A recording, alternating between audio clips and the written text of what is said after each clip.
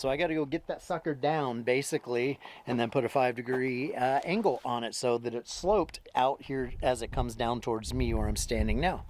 All right. So if you're wondering how I figure out the angle of that thing that's coming down, which I need to know because that's going to be the same angle that I'm going to bevel my top band with, I got this little digital little angle measurer. You just put it on something level, you hit 0. Where's the 0 button? That one over here, right? So you say, okay, that's 0. And then you just put it on whatever. And I don't know if you guys can see that on the screen, but it reads out and tells you exactly what the angle is.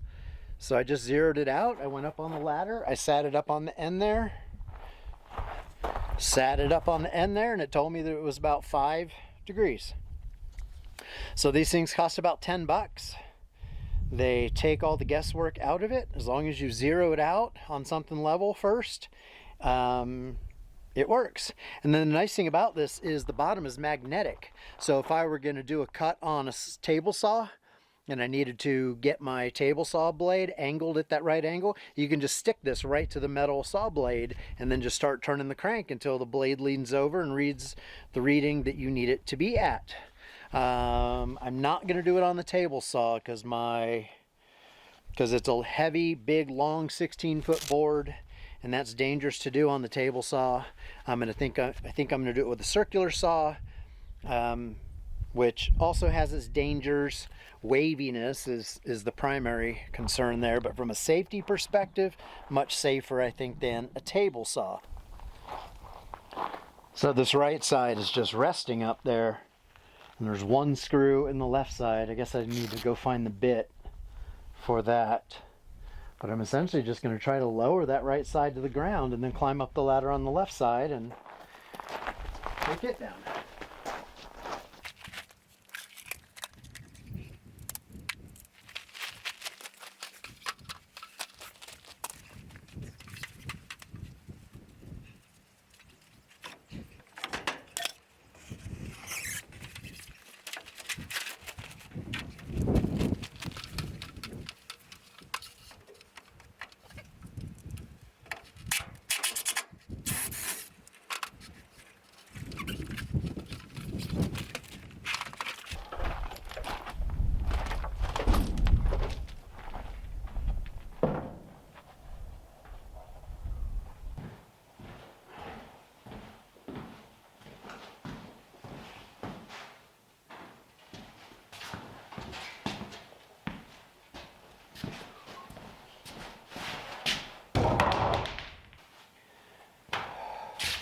Now I just have to figure out how to set up and make this cut after I catch my breath. All right.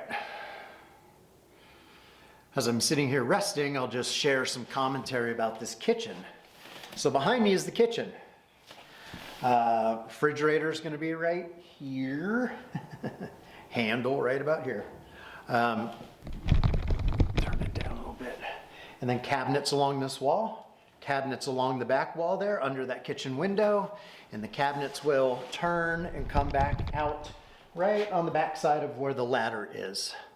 So it's basically going to be just a U shape of kitchen cabinets, and right where this thing is going to be an island. In fact, I want to build the island myself, custom shape, custom size, and build it literally around this. And then above it, which will be visible, I'm going to, cover this up with a nicer grade of wood, because it looks a little bit rough.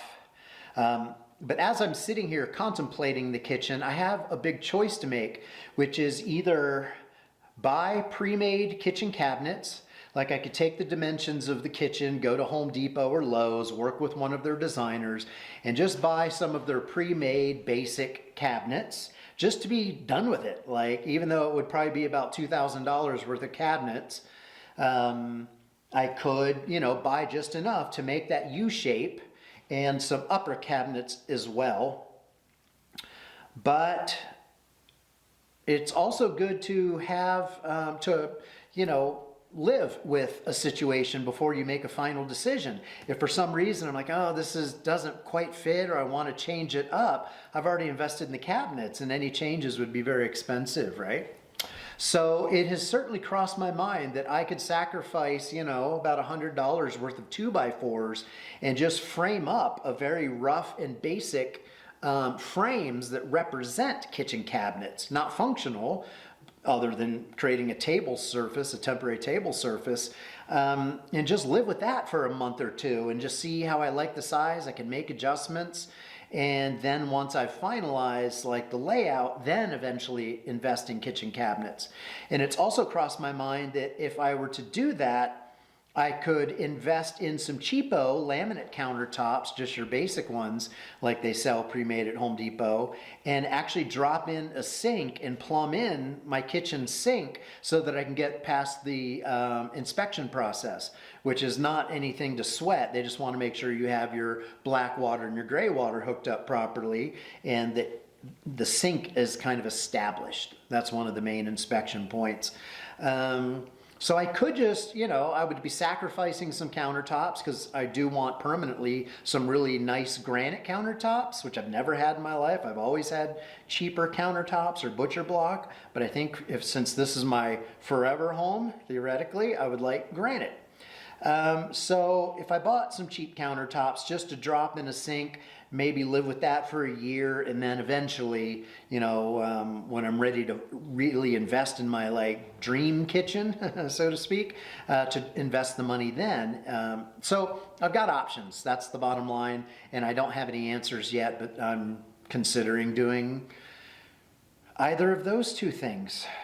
So, and you know, if I do sacrifice some lumber, you know, once I disassemble it and replace it with real cabinets, I can, of course, repurpose the 2x4. So it's not a true sacrifice in any sense of the word. So yeah, I've got some decisions to make. Don't have to make it today, but as I sit here and rest and look around, figuring out this whole kitchen situation absolutely is on the top of my mind. All right, I think I'm set up for this cut. I'm using my AccuCut straight edge thingy.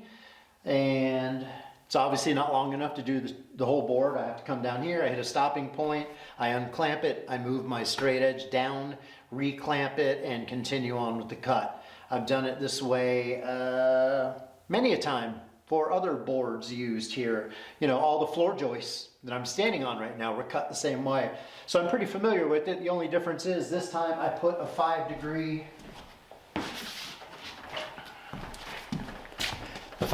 angle on my tray, which fortunately there's a little indicator here that shows me. So I just loosen the knob, tilt the tray, retighten it. It's at 5 degrees. Not going to be perfect, but it's going to be good enough.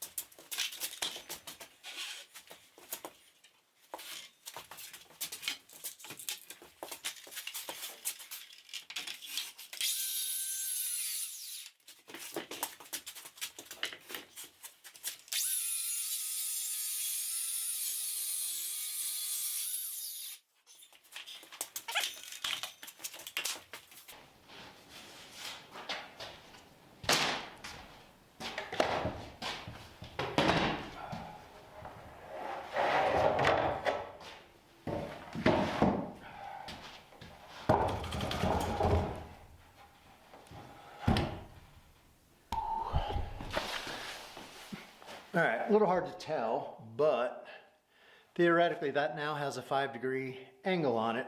I've got a line there that is sort of exaggerated to make sure I didn't screw it up. But anyway, that's a 5. Not only is it 5 degrees, but because of the accuracy of that straight edge, it actually takes out any waviness of the 2x10 itself. So now before I take it back out there and remount it, I have to do 2 things. One is I need to cut an end off so it's vertical, and I need to paint this top edge before I remount it because that's going to get a lot of water in monsoon season, and everything out here in Arizona absolutely has to be protected from the elements, both sun and moisture. So yeah, I'm going to do both of those things next.